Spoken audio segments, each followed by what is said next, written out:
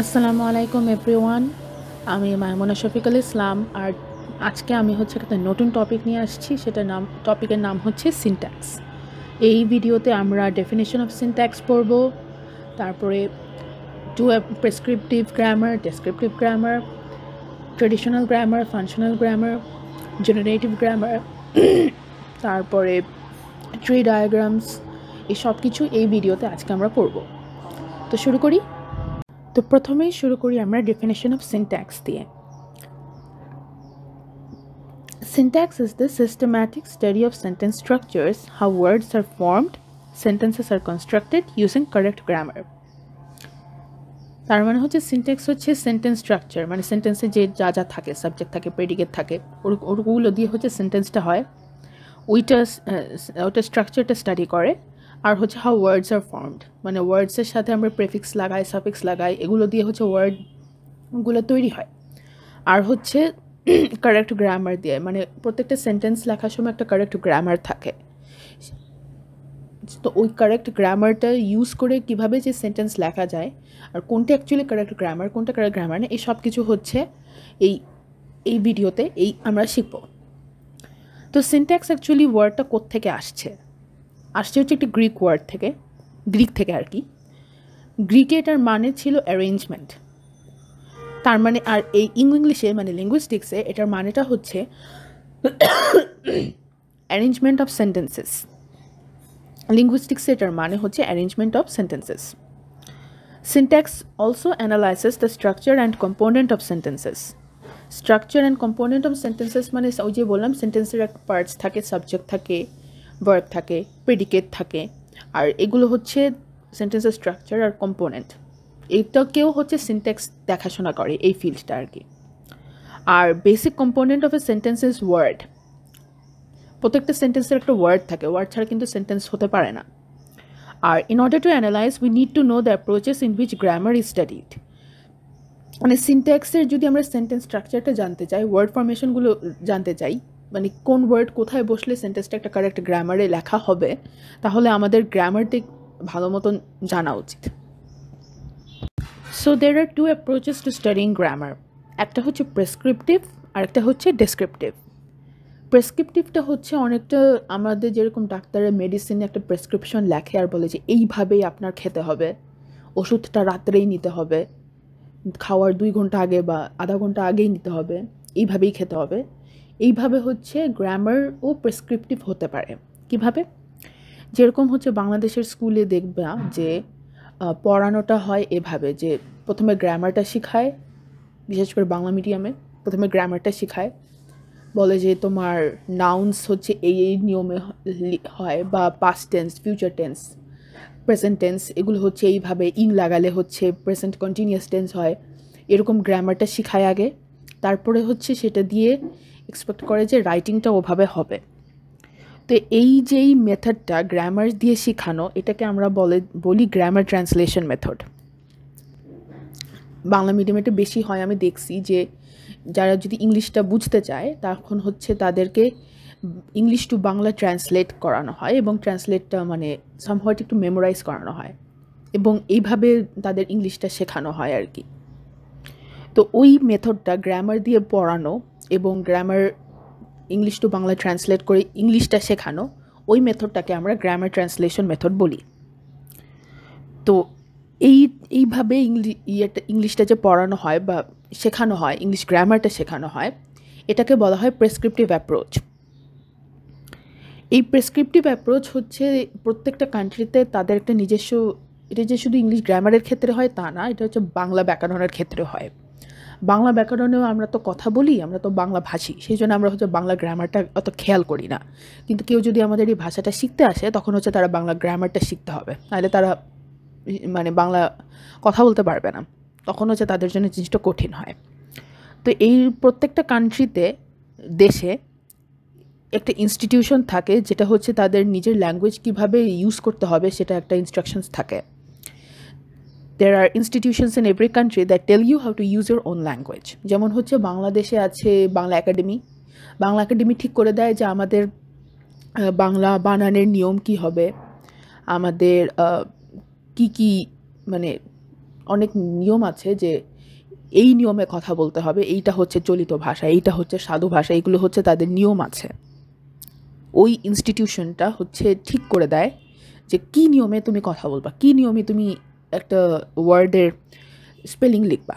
যেরকম আগে একটা এক্সাম্পল দিই, আগে ছিল হচ্ছে ঈদটা আগে দীর্ঘই দিয়ে লেখা হতো, কিন্তু এখন বাংলা একাডেমি ডিসাইড করছে যে এটা দীর্ঘই না, এটা দিয়ে রস্বই দিয়ে লেখা হবে। তো এখন প্রত্যেকটা খবরের কাগজ বা বাংলাদেশের বাচ্চাদের টেক্সট বুকে দেখবা যে ঈদটা দিয়ে লেখা, সরি রস্বই দিয়ে লেখা, বুঝছো? সো এইভাবে হচ্ছে ওই ইনস্টিটিউশনগুলা, ওই একাডেমিগুলো হচ্ছে ঠিক করে দেয় কীভাবে ভাষাটা ইউজ করতে হবে।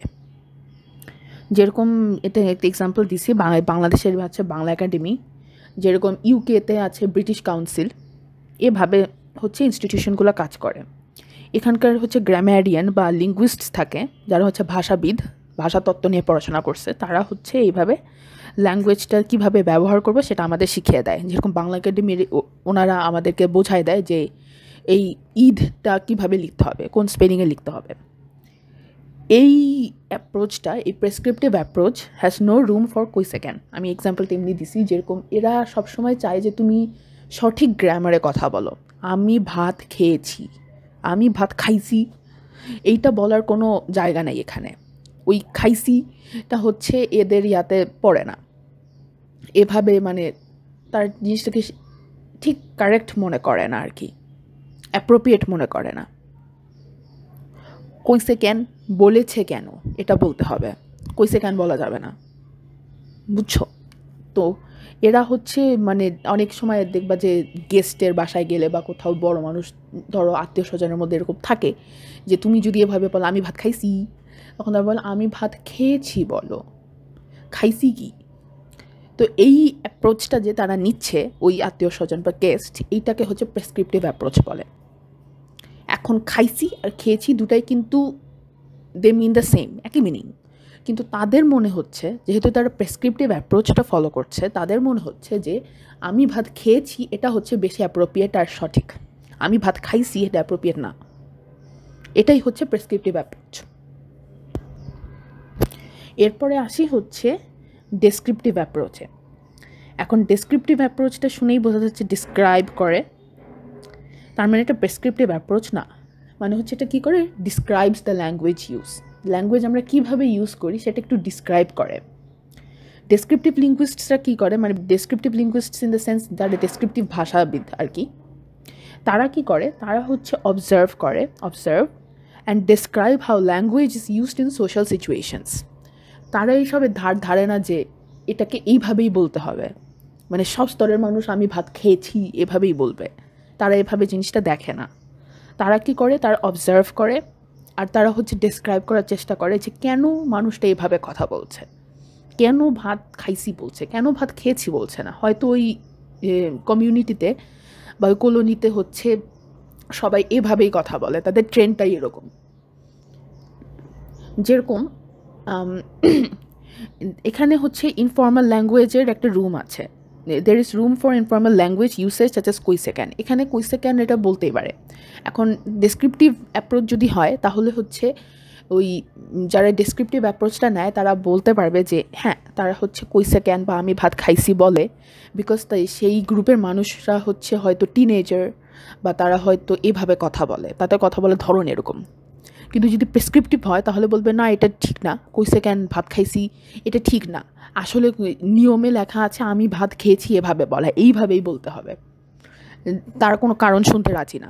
বাট ডেসক্রিপটিভ অ্যাপ্রোচ যারা এই অ্যাপ্রোচটা যারা ইউজ করে, হ্যাঁ তারা দেখে যে আমি এটা এভাবে কেন বললাম।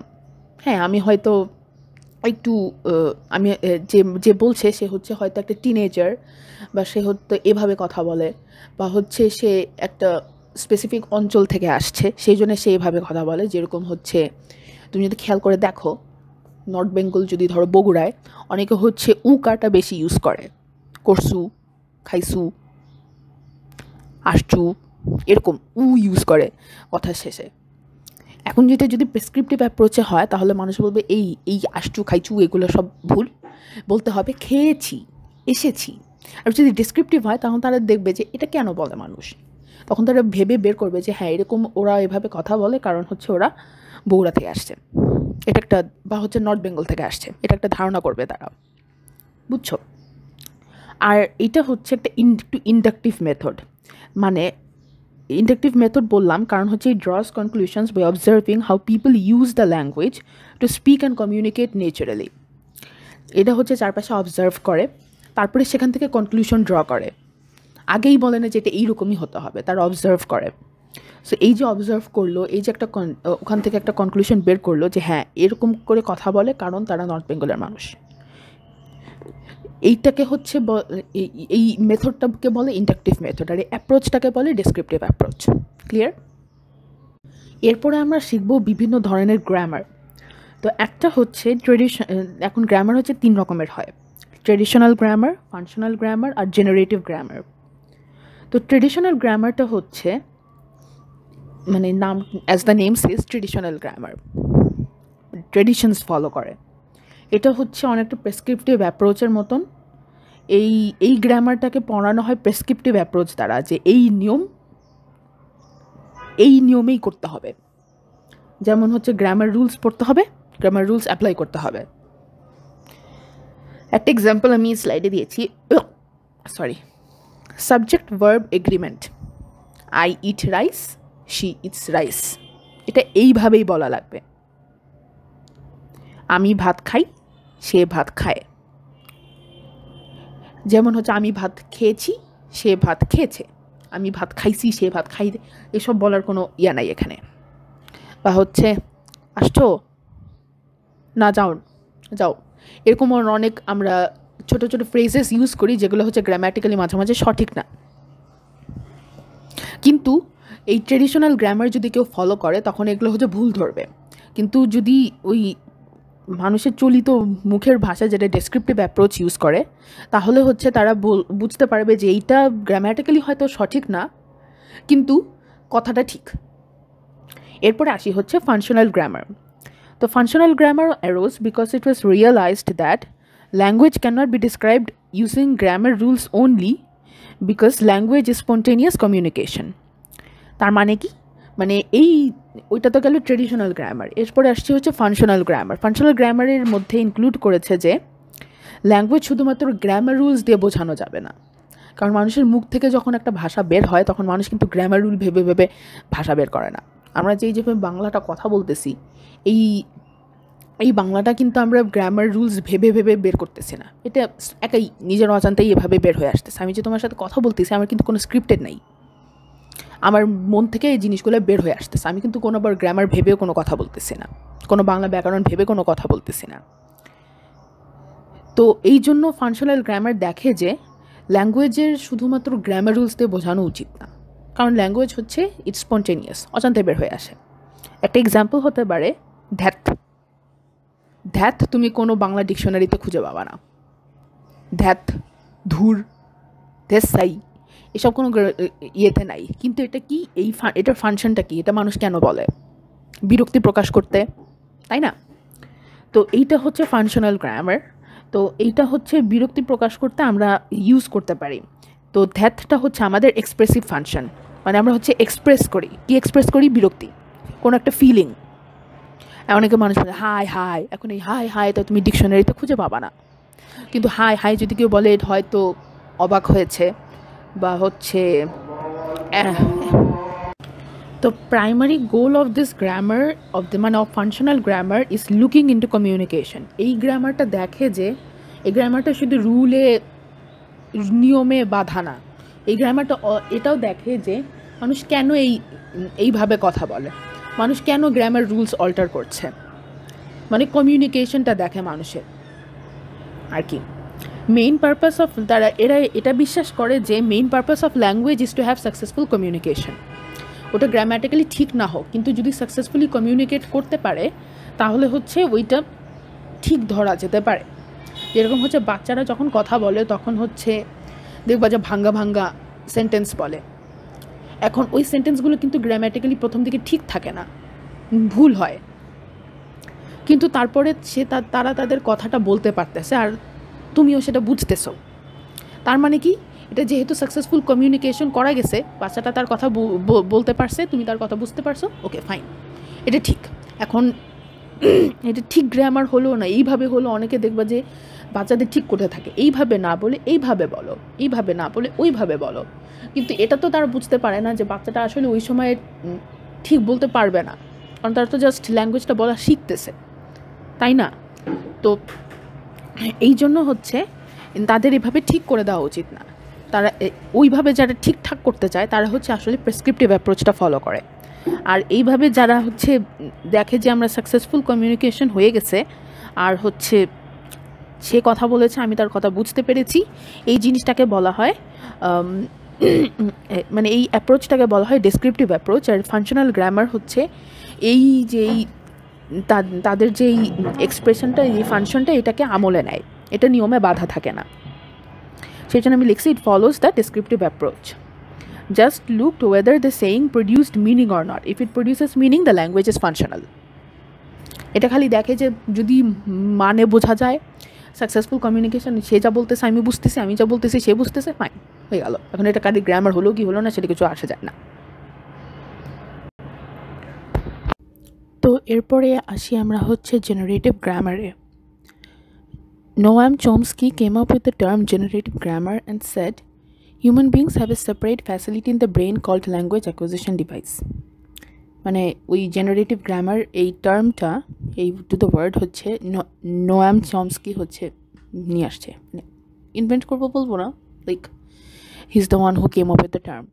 আর ও বলছে যে হিউম্যান বিংস মানে আমাদের মানুষের মাথার মধ্যে হচ্ছে একটা ল্যাঙ্গুয়েজ অ্যাকুইজিশন ডিভাইস, যার শর্ট ফর্ম হচ্ছে LAD, এরকম একটা জিনিস আমাদের মাথার মধ্যে আছে। হ্যাঁ, আর এই জিনিসটা থাকার কারণে আমাদের হচ্ছে কোনো গ্রামারের কোনো রুলস জানতে হয় না বা মুখস্থ করতে হয় না। এই রুলসগুলো অলরেডি হচ্ছে ওই LAD এর মধ্যে, বা আমরা বলবো ল্যাড বলবো, LADকে ল্যাড বলছি। ওই এটা এক ধরনের অ্যাক্রোনিমের মতন, কারণ এটা হচ্ছে ওয়ার্ড হিসেবে প্রোনাউন্স করা যায়। তো এই রুলসগুলো অলরেডি হচ্ছে ওই ল্যাড মানে LAD এর মধ্যে স্টোর করা আছে। সেই জন্য হচ্ছে আমরা যখন একটা সার্টেন বয়সে আসি তখন হচ্ছে আমরা ল্যাঙ্গুয়েজটা বলতে পারি। বাচ্চারা যখন একটা সার্টেন বয়সে আসে তখন তারা ভাষাটা অটোমেটিক্যালি বের হয়ে আসে, তাদের গ্রামার রুলস শিখতে হয় না ভাষাটা বলার জন্য। হ্যাঁ, ফার্স্টের দিকে একটু ভুলভাল হয়, বাট পরে তো ঠিকই বলতে পারে। এটা কেন বলতে পারে? কারণ হচ্ছে আমাদের মাথার মধ্যে একটা সেপারেট একটা ফ্যাসিলিটি আছে, সেই ফ্যাসিলিটির নাম হচ্ছে language acquisition device LAD lad. তো উনি এটা জিনিসটা এভাবে এক্সপ্লেইন করছে যে a small set of rules is enough to create or generate unlimited number of new sentences. That is why it is called generative grammar. মানে হচ্ছে স্মল সেট অফ রুলস, মানে অল্প কিছু রুলস আছে ওই ল্যাডটার ভিতরে, আর সেটা দিয়ে হচ্ছে আমরা আনলিমিটেড নিউ সেন্টেন্স বানাচ্ছি। তো এটা কীভাবে কাজ করছে সেটার একটা এক্সাম্পল দিয়েছে, এই জন্য এটাকে বলে জেনারেটিভ গ্রামার। মানে রুলস অল্প, একটা রুল দিয়ে অনেক ধরনের সেন্টেন্স বানানো হচ্ছে। যেরকম ধরো হচ্ছে এটার কনসেপ্টটা অনেকটা ম্যাথমেটিক্সের মতন, যেরকম হচ্ছে 5x + 4y। এখন এই x আর y এর ভ্যালিউর উপর ডিপেন্ড করবে রেজাল্টটা কী হবে। Different values of x and y will give different results. Similarly, in case of language, generative grammar is an explicit system of words that specifies what combination of them will form which sentences. মানে হচ্ছে কোন word দিলে কীরকম sentence হবে, কীরকম মানে হবে, এটা হচ্ছে অনেকটা x আর y এর মতন। x আর y এর ভ্যালু চেঞ্জ হলে যেরকম ওই ইকুয়েশনটার ভ্যালু চেঞ্জ হয়ে যায়, রেজাল্ট চেঞ্জ হয়ে যায়, ঠিক সেরকম এই একই রুলের মধ্যে, ধরো এই সাবজেক্ট প্রেডিকেট, এই সেম রুলের মধ্যে কী ওয়ার্ড বসাচ্ছ, কী টপিক বসাচ্ছ, এটার উপরে হচ্ছে ওই মিনিংটা পাল্টে যাচ্ছে, সেন্টেন্সের ল্যাঙ্গুয়েজটা সেন্টেন্সের মিনিংটা ওভাবে পাল্টে যাচ্ছে। আর হচ্ছে in the brain, by changing the input using the same rules, humans are able to make different kinds of sentences. That's why they do not have to learn grammar explicitly. মানে আমরা যে প্রত্যেকটা নতুন সেন্টেন্স বলি এটার জন্য আলাদা আলাদা করে গ্রামার শেখা লাগে না, একটা রুল হচ্ছে মাথার মধ্যে আছে, সেই সেম রুল দিয়ে আমরা অগণিত সেন্টেন্সেস বানাচ্ছি।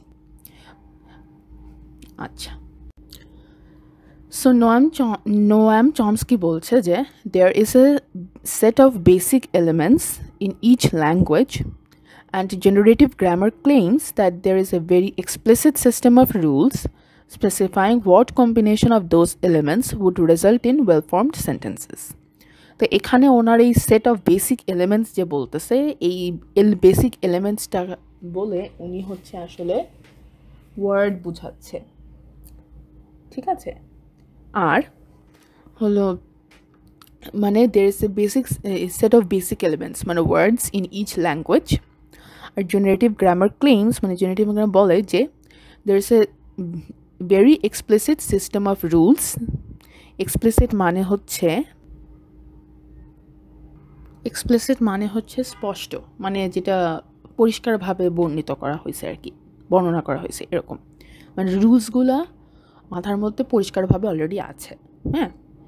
Specifying what combination of those elements, এখন ওখানে দোজ এলিমেন্টস, ওই দোজটা হচ্ছে ওই ওয়ার্ডস, ঠিক আছে, would result in well formed sentences. মানে হচ্ছে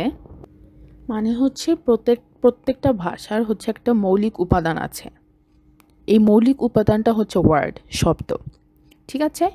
এবং জেনারেটিভ গ্রামার দাবি করে যে এই উপাদানগুলি মানে ওয়ার্ডগুলির সংমিশ্রণে ওয়েল ফর্মড সেন্টেন্সেস মানে সুগঠিত বাক্য পরিণত হবে, কারণ ওটার হচ্ছে একটা নির্দিষ্ট নিয়ম আছে। সেই নির্দিষ্ট নিয়মটা হচ্ছে ওই ল্যাডের মধ্যে মানে ল্যাঙ্গুয়েজ অ্যাকুইজিশন ডিভাইসের মধ্যে স্টোর করা আছে, আর প্রত্যেকটা হিউম্যান বিংয়ের মাথার মধ্যে ওইটা আছে। এই জিনিসটা হচ্ছে নোয়াম চমস্কি বিশ্বাস করে। সো যদি জেনারেটিভ গ্রামারের কথা পরীক্ষায় আসে তাহলে কিন্তু নোয়াম চমস্কির এই উক্তিটা একটু এক্সপ্লেইন করে দিও, ভালো হবে। নেক্সট কনসেপ্ট হচ্ছে অল অর অনলি ক্রাইটেরিয়ান। এই রুলে বলা হয়েছে যে generative grammar will construct all grammatically correct sentences and only grammatically correct sentences. মানে হচ্ছে জেনারেটিভ গ্রামার যে সেন্টেন্সগুলো তৈরি করবে সে সব সেন্টেন্সই গ্রামাটিক্যালি কারেক্ট হবে, এবং সেই সব সেন্টেন্স শুধুমাত্র গ্রামাটিক্যালি কারেক্ট সেন্টেন্সই হবে, কোনো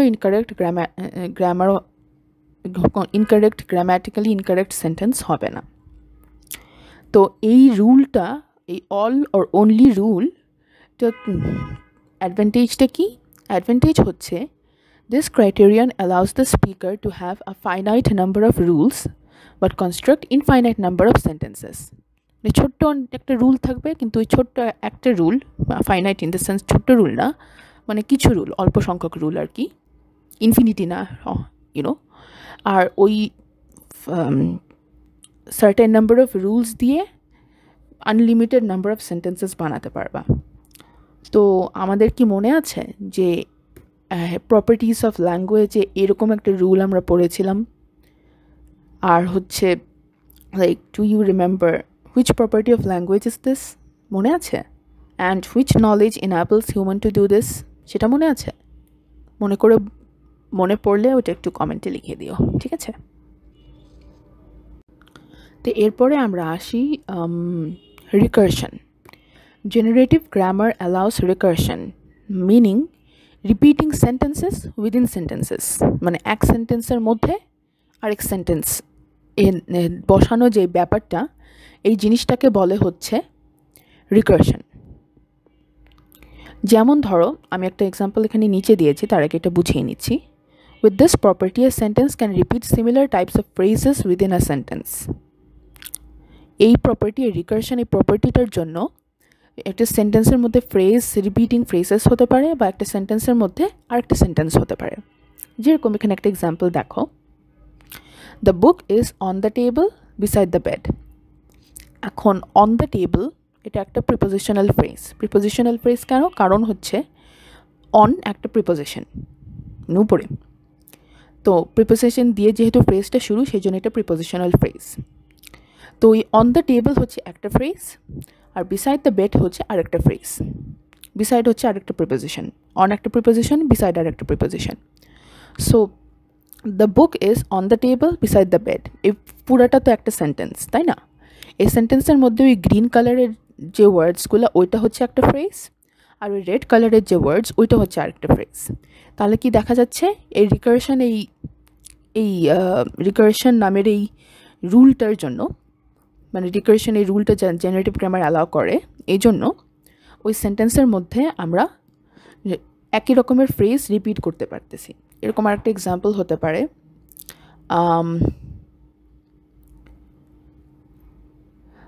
এই মুহূর্তে মনে পড়তেছে না, নেক্সট এক্সাম্পল আগে বলে নিই। আচ্ছা, Rupa believed that Tina knew that Usha helped Mithai. ঠিক আছে, এখন এটা হচ্ছে example of repeating sentences. Repeating sentences কেন তুমি তোমার খেয়াল করে দেখো। Rupa believed that Tina knew, Rupa জানতো, রূপা বিশ্বাস করে যে টিনা জানতো। বাংলায় বললে এতটা লাগতেছে না, বাট ইংলিশে এটা কিন্তু একটা ফুল সেন্টেন্স। আর হচ্ছে ওই ওই কী বলবো, ওই ব্রাউন কালারের সেন্টেন্সটা দেখো, ওয়ার্ডস উষা হেল্পড মিঠাই, উষা মিঠাইকে হেল্প করছে, এটা কিন্তু একটা ফুল সেন্টেন্স। আর Rupa believed that Tina knew, এইটা একটা ফুল সেন্টেন্স। আর এই সেন্টেন্সের মধ্যে এই দুইটা সেন্টেন্স আছে, মানে প্রথমে একটা সেন্টেন্স আসছে, পরে আবার আরেকটা সেন্টেন্স আসছে, মানে কি হয়েছে, repeating sentences within sentences. Sentence number 1 হচ্ছে রূপা বিলিভড দ্যাট টিনা নিউ, এটা হচ্ছে সেন্টেন্স 1। আর সেন্টেন্স 2 হচ্ছে উষা হেল্পড মিঠাই। এখন এই দুইটা সেন্টেন্স হচ্ছে একটা সেন্টেন্সের মধ্যে রাখা হয়েছে। Rupa believed that Tina knew that Usha helped Mithai. তো এই রিকারশন হচ্ছে ওই প্রপার্টি যেটা হচ্ছে এইটাকে পসিবল করে। বুঝা গেছে? তার মানে যদি জিজ্ঞেস করি রিকারশন কি, তাহলে বলবে রিকারশন হচ্ছে এই জিনিসটা বলবো যে generative grammar allows recursion, meaning repeating sentences within sentences or repeating phrases within sentences. Similar types of phrases with this property, a sentence can repeat similar types of phrases within a sentence. এই recursion এই প্রপার্টিটা এই জিনিসটা সেন্টেন্সের মধ্যে করতে allow করে আর কি। এবার আসি 2 টাইপস অফ সেন্টেন্স স্ট্রাকচারস। তো প্রথমটা হচ্ছে সারফেস স্ট্রাকচার। সারফেস স্ট্রাকচার কি, আমরা প্রথমে এটা একটা এক্সাম্পল দিয়ে বুঝি। The boy threw the ball, এটা হচ্ছে sentence 1। The ball threw the boy, এটা হচ্ছে সেন্টেন্স 2। আর the ball was thrown by the boy, এটা হচ্ছে সেন্টেন্স 3। তো এই সেন্টেন্সগুলো যখন তুমি ফার্স্ট পড়বা তখন তুমি বুঝতে পারবা যে সেন্টেন্স 1 আর সেন্টেন্স 3 হচ্ছে correct. The boy threw the ball আর the ball was thrown by the boy, এই দুইটা হচ্ছে কারেক্ট। আর এই দুইটা হচ্ছে একই ইনফরমেশন দিচ্ছে আমাদেরকে। একটাই ডিফারেন্স যে সেন্টেন্স 1 হচ্ছে অ্যাক্টিভ ফর্মে আছে, আর মানে অ্যাক্টিভ সেন্টেন্স, আর সেন্টেন্স 3 হচ্ছে একটা প্যাসিভ সেন্টেন্স। কিন্তু সেন্টেন্স 2 হচ্ছে রং, একে তো ওটা সেম ইনফরমেশন আমাদের দিচ্ছে না, তার উপর ওটা হচ্ছে রং। তো কেন রং, সেটা হচ্ছে তুমি যদি সারফেস এমনি সেন্টেন্সগুলো দেখো, একটার সাথে আরেকটা কম্পেয়ার করে, সাবজেক্ট প্রেডিকেট ওই রুলগুলো ধরে ধরে দেখে মনে হচ্ছে যে ওগুলো ঠিক, উপরে উপরে দেখতে ঠিকই লাগতেছে, কিন্তু তুমি পড়তেছো তখন তুমি রিয়েলাইজ করতেছো যে সেন্টেন্সগুলো আসলে সব ঠিক না। সেন্টেন্স 1 আর 3 ঠিক, সেন্টেন্স 2 ভুল। আর সেন্টেন্স 1 আর 3 হচ্ছে একই ইনফরমেশন দিচ্ছে, একটু খালি স্ট্রাকচারটা আলাদা, ওটা অ্যাক্টিভ এটা প্যাসিভ। আর সেন্টেন্স 2 হচ্ছে ঠিক ইনফরমেশন তো দিচ্ছেই না, উল্টা হচ্ছে একটা অবাস্তব কথা বলতেছে, মানে ভুল আর কি। সো ওই যে আমরা এটা বুঝতে পারলাম যেটা একটা অবাস্তব কথা বলতেছে আর এটা ভুল, এটা হচ্ছে ডিপ স্ট্রাকচার।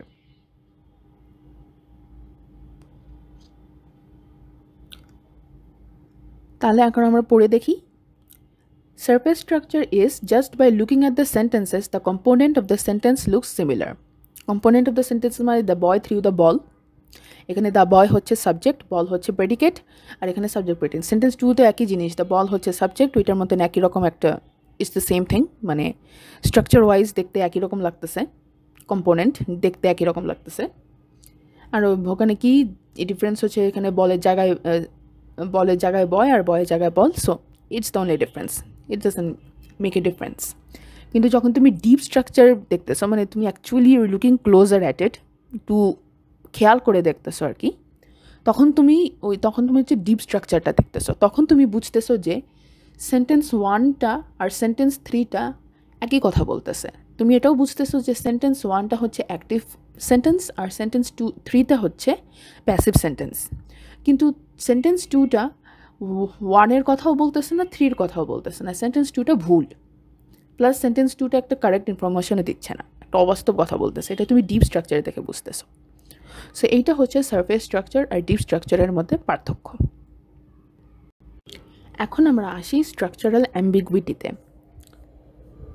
তো one surface structure can give you more than one deep structure because a sentence has syntactic structural ambiguity. মানে একটা সারফেস স্ট্রাকচার, একটা সেন্টেন্সের surface structure can give more than one deep structure. তো আমরা আগেই বুঝে গেছি যে ডিপ স্ট্রাকচার হচ্ছে আমরা তখন বুঝতে পারি যখন আমরা সেন্টেন্সগুলো পড়ি, না? যেমন ধরো ওই প্রিভিয়াসলি সেন্টেন্স 1-এ আমরা বুঝছি যে ওইটা হচ্ছে একটা অ্যাক্টিভ সেন্টেন্স, আর সেন্টেন্স 3-তে ওইটা হচ্ছে একটা প্যাসিভ সেন্টেন্স। তেমনিভাবে এখানে আমরা ওই ডিপ স্ট্রাকচারের একটু অন্যরকম রূপ দেখব, ঠিক আছে? একটা এক্সাম্পল দিয়ে বুঝাই। স্বাতী হিট অঙ্কন উইথ অ্যান আমব্রেলা। স্বাতী অঙ্কনকে ছাতা দিয়ে মারছে। তো এখানে ইন্টারপ্রিটেশন দুই রকমের হতে পারে। এক ধরনের ইন্টারপ্রিটেশন হতে পারে স্বাতী হিট অঙ্কন উইথ অ্যান আমব্রেলা, যা সেন্টেন্স লেখা আছে তাই। আরেক ধরনের ইন্টারপ্রিটেশন কিন্তু হতে পারে, খেয়াল করে দেখো, আমি হচ্ছে অঙ্কন উইথ অ্যান আমব্রেলাটা লাল করে দিয়েছি। তো অঙ্কন উইথ অ্যান আমব্রেলা পড়ে দেখো, এটা কিন্তু একটা ফুল সেন্টেন্স হতে পারে। তার মানে এই সেন্টেন্সটার মিনিং কিন্তু অন্য একটা হতে পারে। কি হতে পারে? অঙ্কন উইথ অ্যান আমব্রেলা মানে অঙ্কনের আমব্রেলা ছিল, একটা ছাতা অলরেডি ছিল। তার মানে ইন্টারপ্রিটেশন নাম্বার 2 হতে পারে যে Ankan was carrying an umbrella and Swati just hate him. মানে এটার মানে এটা এরকম হতে পারে যে অঙ্কনের অলরেডি একটা ছাতা নিয়ে যাচ্ছিল আর স্বাতী এসে জাস্ট তাকে মেরে দিছে। এটা কিন্তু ইন্টারপ্রিটেশন 2 হতে পারে। দেখো, স্বাতী হিট অঙ্কন উইথ অ্যান আমব্রেলা, তো জিনিসটাকে এভাবে পড়ো, অঙ্কন উইথ অ্যান আমব্রেলা মানে অঙ্কনের অলরেডি একটা ছাতা ছিল, ছাতাওয়ালা অঙ্কন আর কি। তো আর স্বাতী হিট, তার মানে স্বাতী হচ্ছে ছাতাওয়ালা অঙ্কনকে মারছে। এটাও কিন্তু একটা মিনিং হতে পারে। আবার এটাও মিনিং হতে পারে যে স্বাতী অঙ্কনকে ছাতা দিয়ে মারছে। দুইটা মিনিং হতে পারে। এই যে একটা সেন্টেন্সকে দুইভাবে পড়া যায়, এইটাকে বলা হয় স্ট্রাকচারাল অ্যাম্বিগুইটি। প্রত্যেকটা সেন্টেন্স এরকম থাকে, যেটার হচ্ছে একটা দেখা যায় একটা মিনিং, আবার আরেকটা মিনিং হতে পারে তার সাথে সাথে। ফর এক্সাম্পল, আমরা একটা সেকেন্ড এক্সাম্পল দেখব, আমেরিকান হিস্টোরি প্রফেসর। এখন এটা যখন শুনতেছো তখন কি মনে হচ্ছে? একটা ইন্টারপ্রিটেশন এরকম হতে পারে যে হিস্টোরি প্রফেসরটা আমেরিকান, মানে আমেরিকানটা জিনিসটা ওয়ার্ডটা একটা ন্যাশনালিটি হতে পারে, যে প্রফেসরটার ন্যাশনালিটি হচ্ছে আমেরিকান। আরেকটা ইন্টারপ্রিটেশন হতে পারে, মানে সেকেন্ড একটা মিনিং হতে পারে যে ওই প্রফেসরটা আমেরিকান হিস্ট্রি পড়ায়, আমেরিকান ইতিহাস পড়ায়, সেই জন্য তারকে আমেরিকান হিস্ট্রি প্রফেশন বলা হচ্ছে, আমেরিকান হিস্ট্রি প্রফেসর বলা হচ্ছে। দুটো মিনিং হতে পারে। তারপর আমরা দেখি চাইনিজ রেস্টুরেন্ট। এখন এটা শুনলে অনেকেই বলবে যে যেটা হচ্ছে বাংলাদেশে বেশি বেশি প্রচলিত, যে the restaurant serves Chinese dishes, মানে ওই রেস্টুরেন্টে চাইনিজ খাবার পাওয়া যায়। কিন্তু এটার কিন্তু আরেকটা মিনিংও হতে পারে। কি meaning? The restaurant is situated in China. এই রেস্টুরেন্টটা চায়নায় অবস্থিত, সেই জন্য এটা চাইনিজ রেস্টুরেন্ট। এরকমও তো হতে পারে, তাই না? আমরা তো শুধু একটাই দেখি। এইভাবে হচ্ছে আমরা একটা সেন্টেন্সের দুই ধরনের মিনিং বের করতে পারি। তো এই যে আমি ফার্স্ট ইন্টারপ্রিটেশন দেখলাম যে চাইনিজ রেস্টুরেন্টের ফার্স্ট ইন্টারপ্রিটেশন হচ্ছে the restaurant serves Chinese dishes, এই যে আমি প্রথম জিনিসটা দেখলাম যে এই রেস্টুরেন্টে চাইনিজ খাবার দেয়, মানে ওই ফ্রাইড চিকেনের ওই সব fried rice and all of those, এটা হচ্ছে ফার্স্ট মিনিং, যেটা হচ্ছে সারফেস স্ট্রাকচার। কিন্তু এরপরে যখন আমরা ক্লিয়ারলি দেখতেছি, একটু খেয়াল করতেছি, তখন আমরা দেখতেছি আচ্ছা এটা তো আরেকটা মিনিং থাকতে পারে। আরেকটা মিনিং কি হতে পারে? যে এই রেস্টুরেন্টটা চায়নায় অবস্থিত, এটা তো হতেই তো পারে, হতে পারে না? সো এই যে একটা সেন্টেন্স থেকে আমি দুই ধরনের মিনিং বের করতে পারতেছি একটু ডিপলি দেখে দেখে, এটাকে বলা হচ্ছে যে ওয়ান সারফেস স্ট্রাকচার, মানে চাইনিজ রেস্টুরেন্ট, এটা হচ্ছে সারফেস লেভেলের, দেখে তো জাস্ট একটা ফার্স্ট ইন্টারপ্রিটেশনটা বের হলো। It can give you more than one deep structure, which was the second interpretation টা, because a sentence has syntactic structural ambiguity, মানে সেন্টেন্সটার সিনট্যাকটিক স্ট্রাকচারাল অ্যাম্বিগুইটি আছে। অ্যাম্বিগুইটি মানে অস্পষ্টতা, হচ্ছে স্ট্রাকচারালি হচ্ছে জিনিসটা অস্পষ্ট। আমরা দেখে এক ধরনের মিনিংটাই অলওয়েজ দেখি, যেটা আমাদের চোখের সামনে থাকে। আমরা বাংলাদেশে বেশিরভাগ সময় চাইনিজ রেস্টুরেন্টে গেছি বলতে বুঝাই যে আমরা ওই ফ্রাইড রাইস আর ওইটা খেতে গেছি, ওটা বুঝাই। বাট সাপোজ কেউ একজন চায়নাতে গেছে, এখন সে যদি বলে আমি হচ্ছে একটা চাইনিজ রেস্টুরেন্টে আসছি, বা হচ্ছে আমি একটা বাংলাদেশি রেস্টুরেন্টে আসছি, তখন তুমি অবশ্যই বুঝে নিবা যে সে হচ্ছে একটা এমন একটা রেস্টুরেন্টে আসছে যেটা হচ্ছে বাংলাদেশি মানুষজন চালাচ্ছে, অথবা সে হচ্ছে একটা বাংলাদেশে যে একটা রেস্টুরেন্টে গেছে। তো এখানে ওই মিনিংটা আসতেছে না, বিকজ হচ্ছে সে চায়নাতে অবস্থিত। বাট দেন এই মিনিংটাও কিন্তু হতে পারে না যে তা না, হতে পারে। বাট আমরা পরিস্থিতি পরিবেশ বুঝে বুঝে একটা মিনিং ধরে নেই, অন্য মিনিংটা আমরা ধরে নেই না। ঠিক আছে, আই হোপ ইটস ক্লিয়ার। না ক্লিয়ার হলে আমাকে কমেন্টে বলো, আমি এটা আবার ঠিক মতন আবার এক্সপ্লেন করে দেব। এরপরে আমাদের হচ্ছে নেক্সট কনসেপ্টটা হচ্ছে ট্রি ডায়াগ্রামস। তো ট্রি ডায়াগ্রামসে আমি আরেকটা ভিডিও করব। এই যে এখন যে ভিডিওটা করছি এটা হচ্ছে সিনট্যাক্স পার্ট 1, আর ট্রি ডায়াগ্রামস আমি একটা সেপারেট ভিডিওতে দেখাবো, বিকজ ট্রি ডায়াগ্রামস অ্যাকচুয়ালি করে দেখাতে হবে, যেটা এই ভিডিওতে করা পসিবল না। আর আমিও এই ভিডিওতে তো অনেক কনসেপ্টস এর ব্যাপারে কথা বললাম, সো এই দুইটা একসাথে প্যাচ লাগাই দিতে চাই না। সেই জন্য হচ্ছে সিনট্যাক্স নাম্বার 2তে ট্রি ডায়াগ্রামসটা ডিটেলসে আসতেছে। বাট এই ভিডিওতে এখন তোমাদের কাজ হবে যে এই স্লাইডে যেইগুলো ইনফরমেশন দেখতে পাচ্ছ, এই সবগুলো হচ্ছে নোটবুকে জাস্ট কপি করে লিখে রাখো। যখন ওই সেকেন্ড ভিডিওটা দেখাবো, সিনট্যাক্স পার্ট 2 যখন আপলোড করব আর বুঝাবো, তখন হচ্ছে এই স্লাইডের এই ইনফরমেশনগুলা খাতাতে যেন ওপেন থাকে। যখন ওই ভিডিওটা দেখবা, সিনট্যাক্স পার্ট 2 দেখার সময় এই ইনফরমেশনগুলো যেন তোমার খাতায় তোমার সামনে খোলা থাকে, তাহলে সিনট্যাক্স পার্ট 2টা বুঝতে সুবিধা হবে। তো একটু পড়ে নেই। ফার্স্টে দেখতেছো এই লেফট সাইডে কিছু শর্ট ফর্ম টাইপের আছে। সো এসতে হচ্ছে আমরা সেন্টেন্স বোঝাচ্ছি, বড় হাতের এস, ঠিক আছে? বড় হাতের এন মানে ক্যাপিটাল এন হচ্ছে নাউন, ক্যাপিটাল ভি হচ্ছে ভার্ব, ART এভাবেই কিন্তু লিখতে হবে। যখন এই ট্রি ডায়াগ্রামগুলো বোঝাবো তখন এই সিম্বলসগুলো কিন্তু ইউজ হবে। এই সিম্বলসগুলো একটু ভালো করে পড়ে রেখো, এইভাবেই লিখতে হবে। একটু নড়চড় হলে কিন্তু মিনিংটা পাল্টে যাবে, ঠিক আছে? ART capital A small letters RT, এটা হচ্ছে আর্টিকেল, NP হচ্ছে নাউন ফ্রেজ, VP হচ্ছে ভার্ব ফ্রেজ, ADG হচ্ছে অ্যাডজেক্টিভ, PRO হচ্ছে প্রোনাউন, PN হচ্ছে প্রপার নাউন, ADV হচ্ছে অ্যাডভার্ব, PREP হচ্ছে প্রিপোজিশন, আর PP এটা কিন্তু ছোট হাতের, অনেকে এটা বড় হাতে লেখে, এটা ভুল করো না, হচ্ছে প্রিপোজিশনাল ফ্রেজ। তারপরে হচ্ছে দেখি আমরা স্টার দেখা যাচ্ছে, এটা হচ্ছে আনগ্রাম্যাটিক্যাল সেন্টেন্স। ওই অ্যারোটা হচ্ছে কনসিস্টস অফ অর রিরাইটস অ্যাজ, আর ওই ব্র্যাকেটগুলো হচ্ছে অপশনাল কনস্টিটিউয়েন্ট, এটা আমরা পরে ভিডিওতে দেখব। আর হচ্ছে ওই কার্লি ব্র্যাকেটসগুলো হচ্ছে one and only one of this constituents must be selected. তো এখন জেনারেটিভ গ্রামারের 3টা পসিবল রুলস হতে পারে, ঠিক আছে? একটা হচ্ছে NP মানে হচ্ছে নাউন ফ্রেজ, একটা হচ্ছে ভিপি মানে হচ্ছে ভার্ব ফ্রেজ, আর একটা হচ্ছে সিপি, সেটা মানে হচ্ছে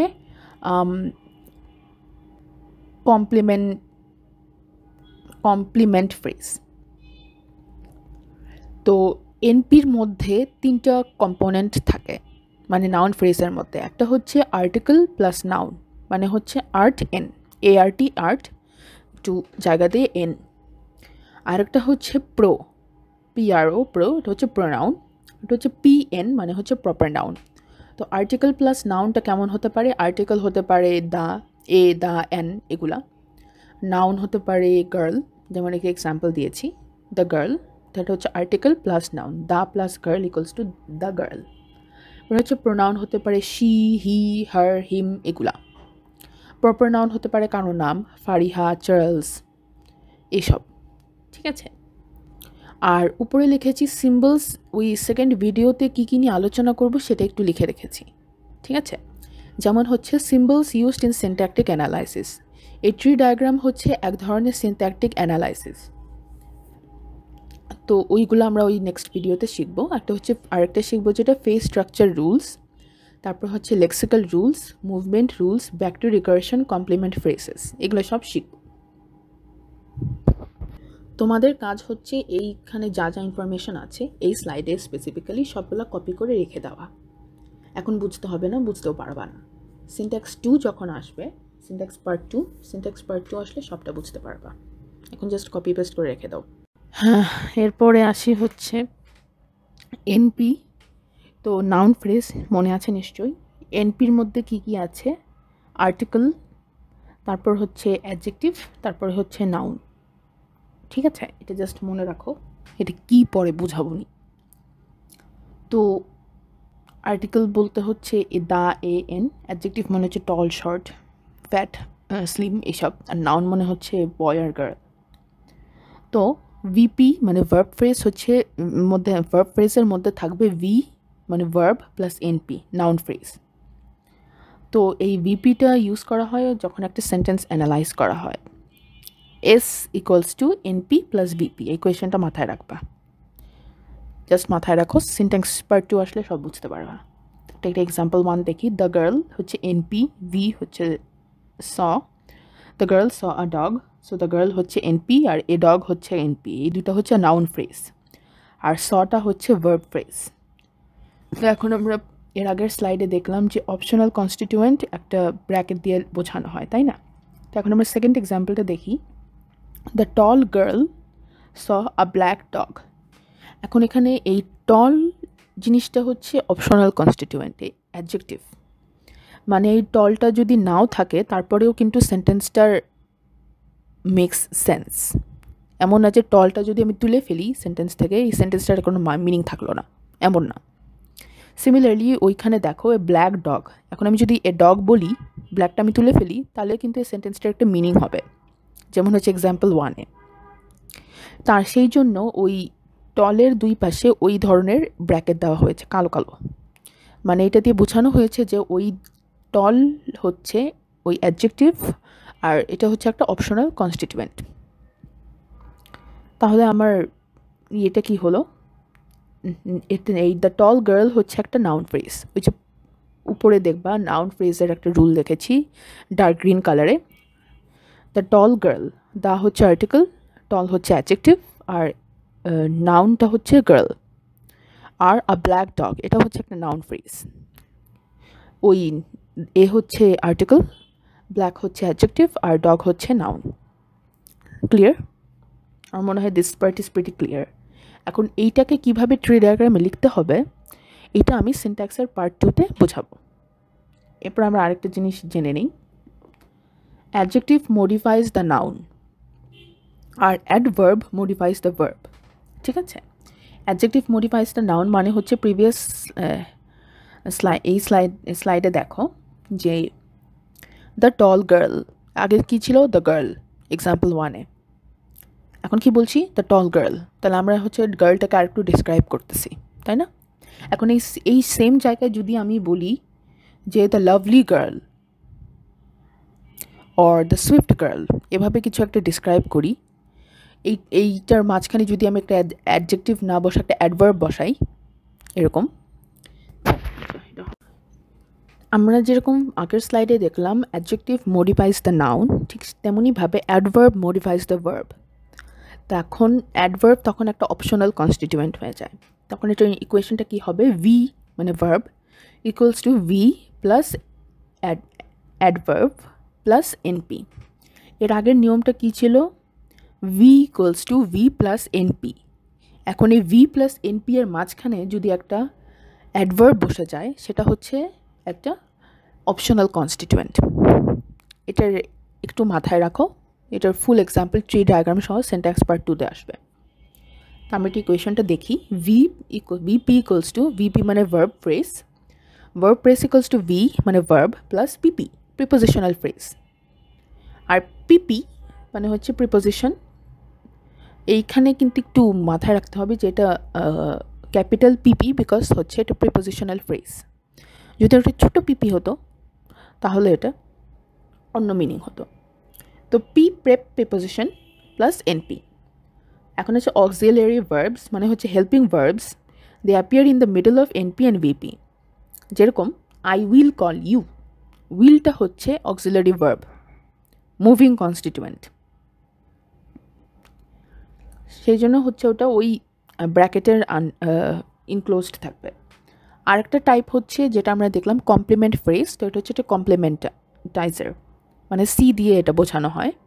this is use to put sentences together. এটা হচ্ছে ওই এক সেন্টেন্সের মধ্যে আরেক সেন্টেন্স ওই জিনিসটা করে আর কি, এটা জাস্ট মাথায় রাখো, বুঝতে হবে না এখন। সো কমপ্লিমেন্ট ফ্রেজেস হচ্ছে CP equals to C plus S, where C is the complementizer. ঠিক আছে, তো when there is a complementizer in a sentence or after a verb, then the equation of VP will become VP equals to V plus CP instead of NP. এর আগের জিনিসটা মনে আছে রুলটা, VP equals to V plus NP, কিন্তু যখন একটা সেন্টেন্সের মধ্যে কমপ্লিমেন্টাইজার থাকবে তখন VP equals to V plus CP হয়ে যাবে, NP out CP in। তো এখানে একটা এক্সাম্পল দিয়েছি of a sentence with a complementizer, Tania knew that Sara helped her. এই দ্যাট দিয়ে তানিয়া নিউ এটা একটা সেন্টেন্স, তানিয়া জানতো, সারা হেল্পড হার এটা একটা সেন্টেন্স, সারা তাকে হেল্প করছে।